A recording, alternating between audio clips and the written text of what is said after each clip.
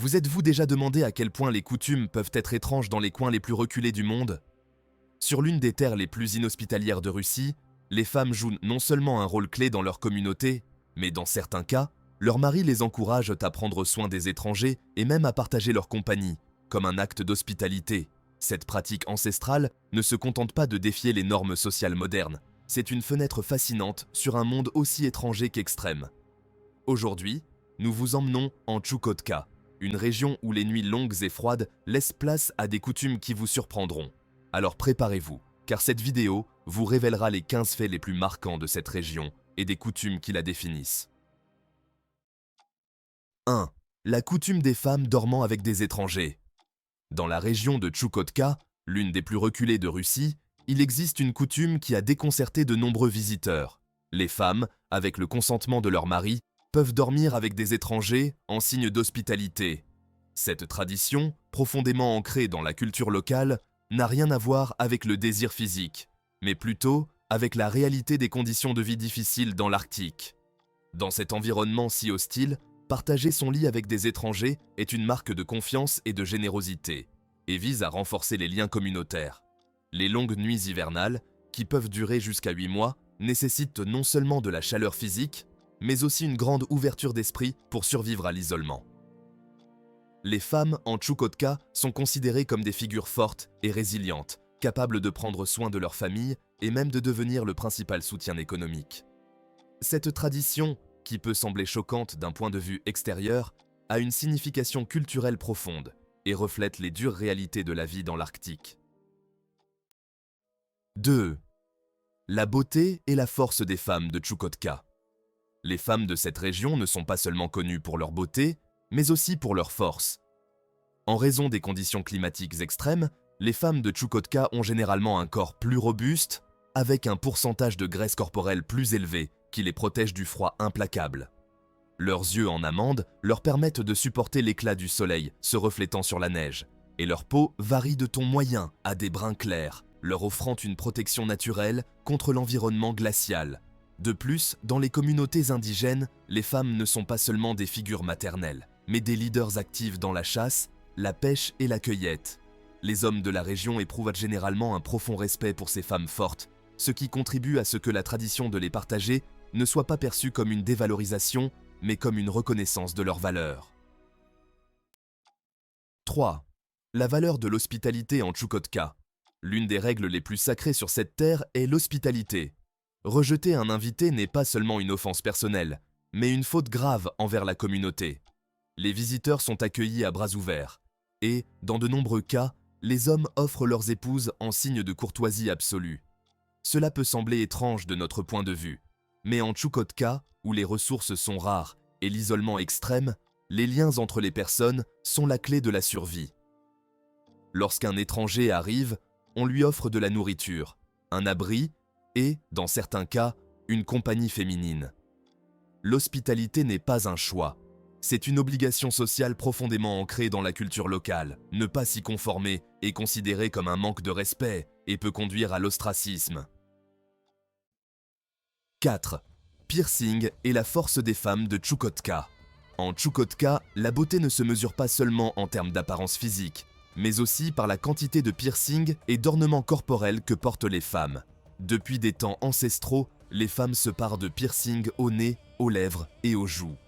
Ces ornements, fabriqués à partir d'os d'animaux et de pierres, ne sont pas seulement un symbole de beauté, mais aussi de force et de résistance.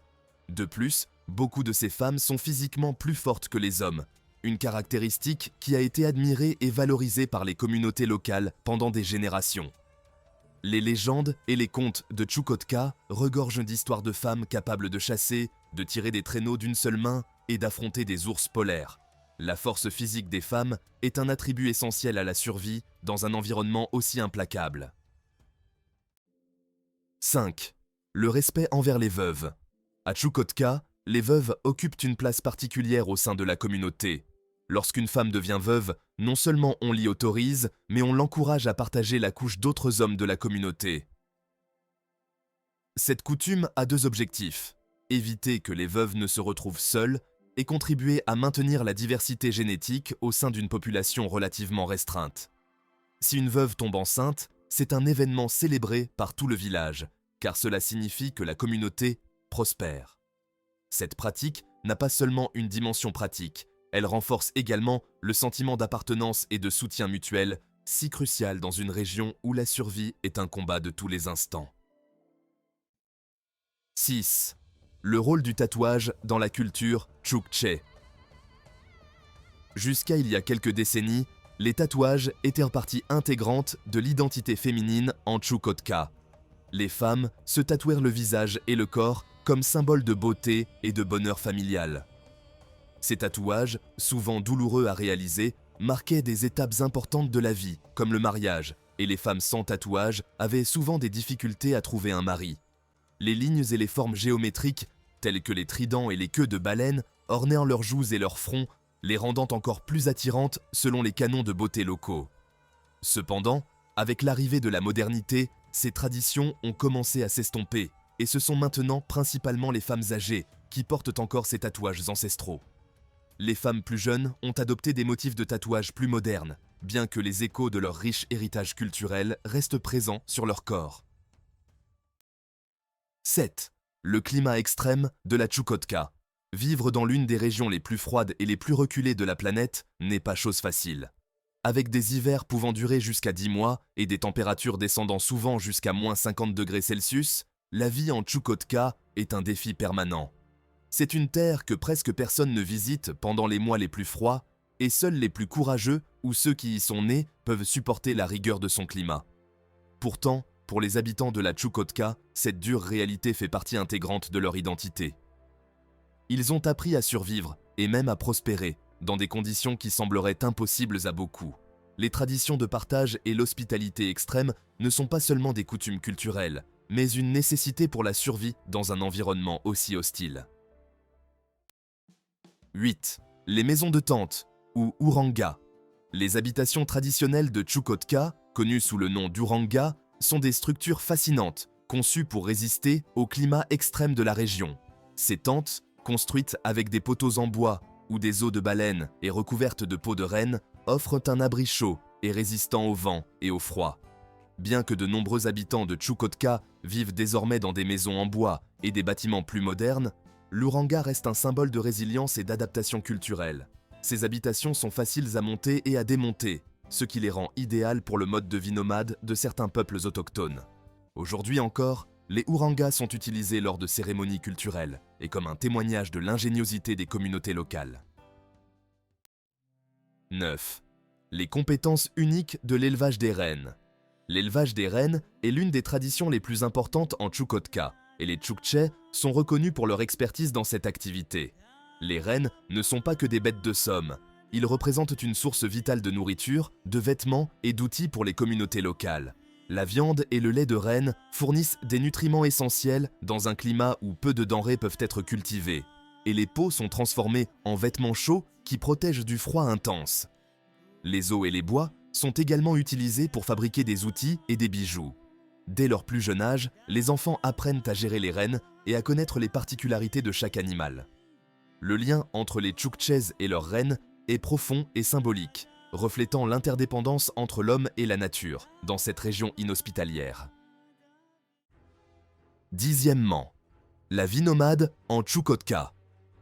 Bien que la modernisation ait atteint la Chukotka, beaucoup de ses habitants pratiquent encore un mode de vie nomade.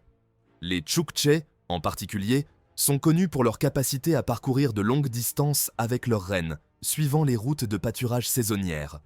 Les familles nomades vivent en mouvement constant, transportant leurs biens sur des traîneaux et établissant des campements temporaires dans des yourtes lors de leurs déplacements.